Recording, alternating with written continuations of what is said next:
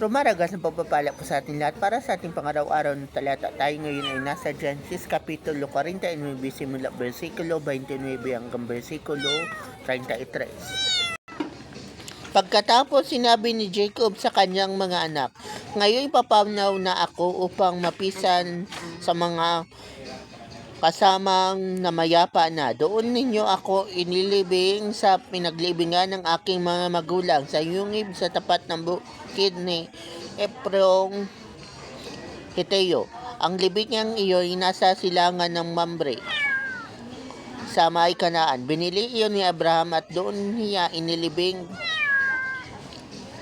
inilibing pati ang kanyang asawang si Sarah.